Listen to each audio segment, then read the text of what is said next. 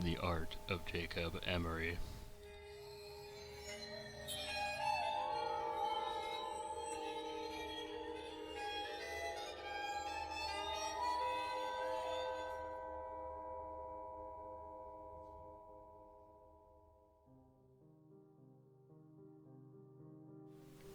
Ghost stories? No, we don't have anything like that around here. We do have the story of Jacob, but that's about as close you'll get. You really want to know? Well, I'm not supposed to tell you, but alright. Just no interrupting. I don't have the patience for it. How to describe Jacob Emory? Well, I guess you could say he was the kind of guy you could never take notice of. This isn't to say he was a bad kid in any sense. Many people in this town thought he was the most reliable person for an odd job in the state, but he never really excelled in anything. He was a living proof behind the statement, "Jack of all trades, ace of none." Most of this was due to his own lack of will.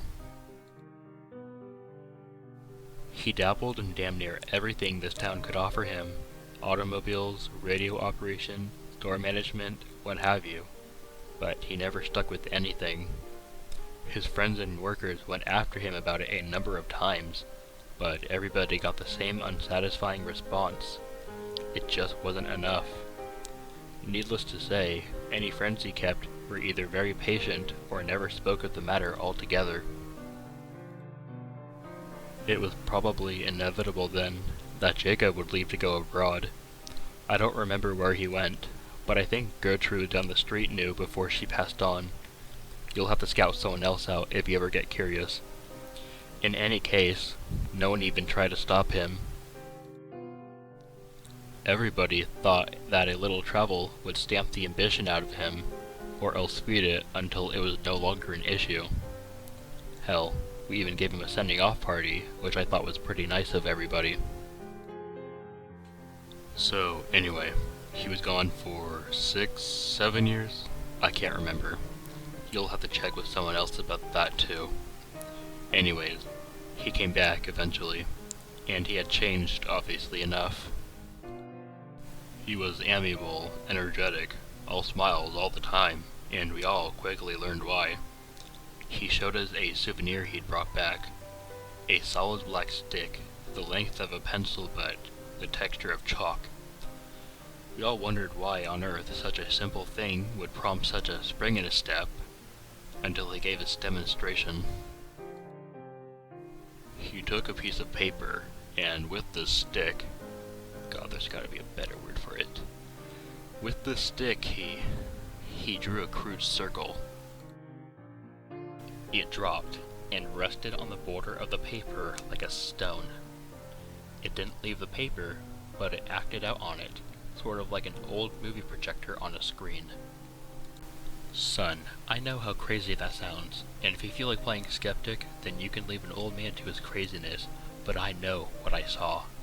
Even if everyone's been hushing it up, and that stone he drew dropped.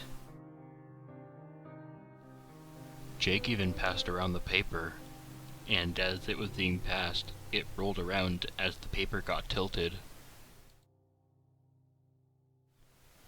But he continued, drawing demonstration after demonstration for us, stick figures in various pageants and plays, doing everything from fighting each other to making perfect human pyramids, and we all thought it was incredible. That was all the go-ahead he needed.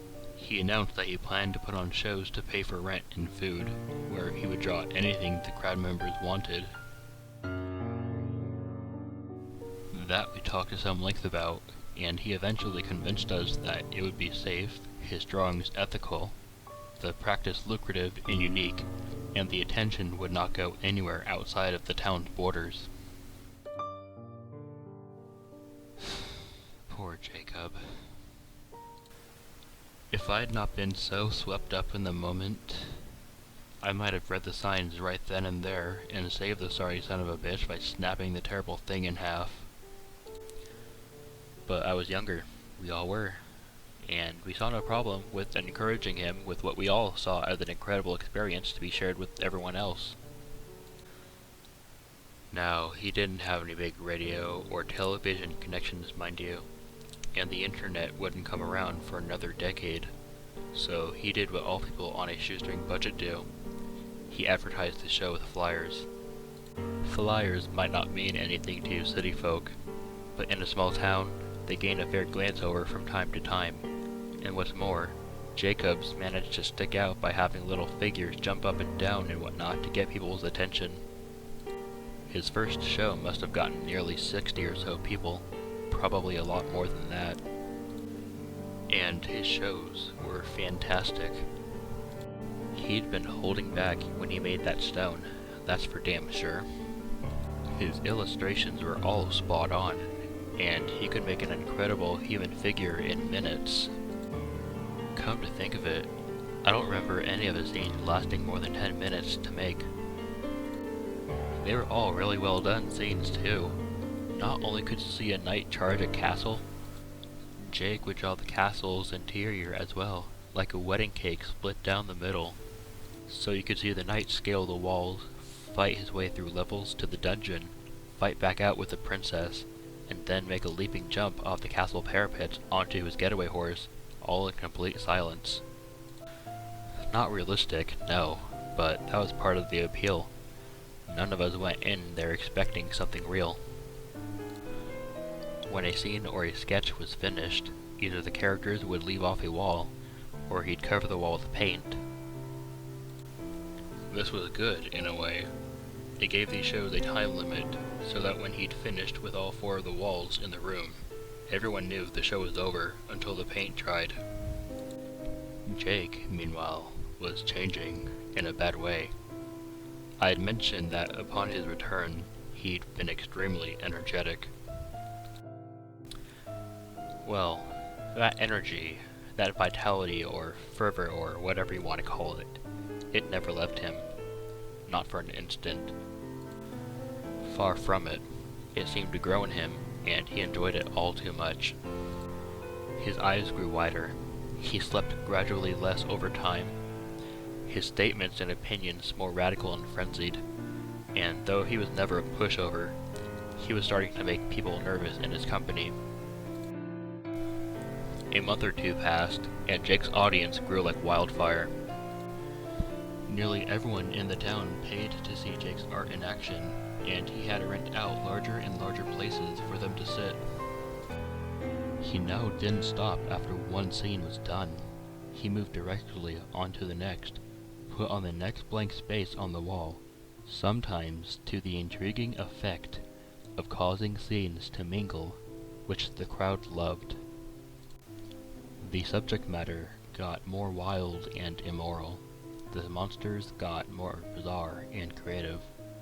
The fighters using more impossible weaponry, all for the sake of the crowd's interests. Jake got steadily more indulgent, which we figured was from the money, and he became a drinker and a womanizer, neither of which got rid of that vitality, by the way. Some of those women claimed that they'd woken up in the middle of the night to see him scribbling with that stick on a drawing pad, a gigantic grin on his face, and while most of them said they'd assume he was drawing them in the nude, there's rumors that 1 or 2 of them got glances at that notepad. Those anonymous few supposedly said that those drawings absolutely weren't nude pictures, but neither of them, whoever they are, will say what he was drawing. Don't bother looking for those notepads or flyers though, they're all gone now.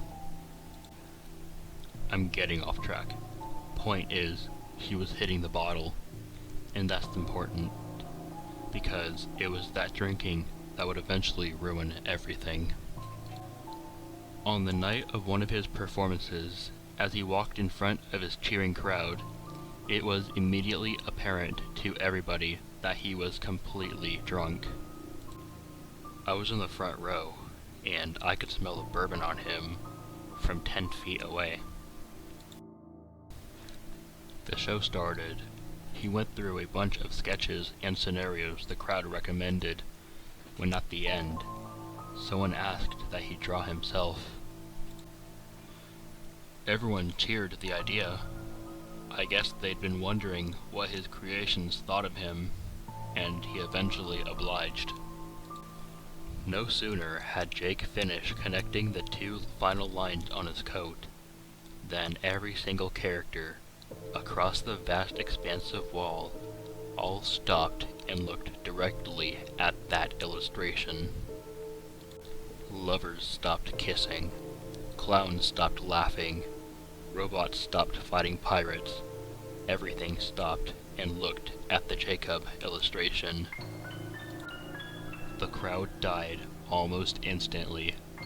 I remember Jake's face at that moment, pale white, full of terrible comprehension at his mistake, and looking desperately for the cans of white paint he'd forgotten to put out before the show.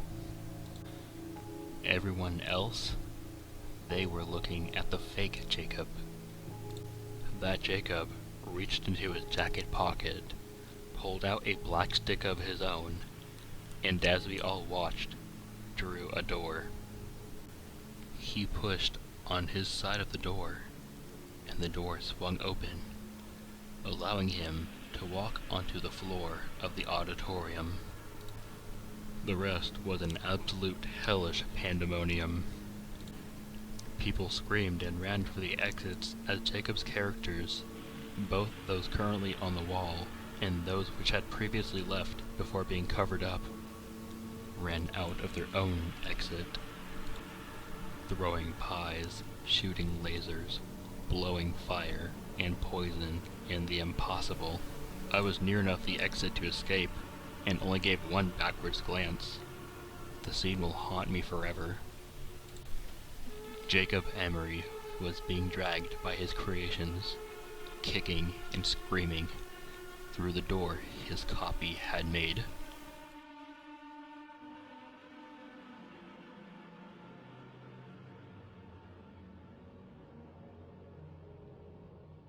The auditorium burned down, obviously enough. But I have no idea how many characters escaped, what happened to the fake Emory, or how many people died. The fire brought the fire department from the nearest cities up to over 100 miles away. They in turn brought the police force, which brought the government, which hushed up everything.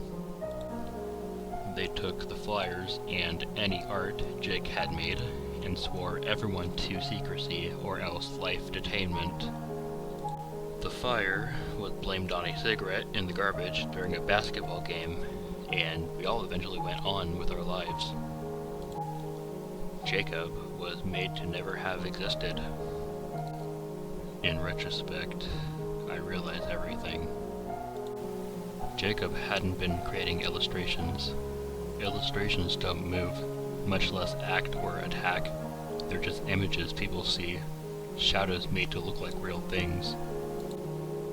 Jacob had been making life, actual thinking things in some alternate dimension, using a power that was never meant to fall into mortal hands. He got drunk on his power. His punishment was probably well deserved. Incidentally, the government screwed up on 2 different accounts. They did a damn good job on silencing everyone, but proof remains. The ruins are still there, you know. The auditorium's ruins. I hear they're going to start reconstruction soon, which will wipe out any remaining evidence someone can definitely see. But I went back there once, several years after the fire. Just once. Amidst the rubble covered in ash, I saw something squirming. I looked closer. It was Jacob Emory's hand on the wall. Exactly like it had been 3 years ago. Sweaty but calloused, I remember, but it was constantly flailing, as if the body it was supposed to be attached to was still writhing in flames. That was mistake number 1. Number 2 was those creations. Like I said, I don't know how many escaped, nor how many the government agents found and caught, but I will say only this. Those tall grass meadows on the outskirts of town, don't go into them. Ever. You've been asking about those white figures you've seen at night, right?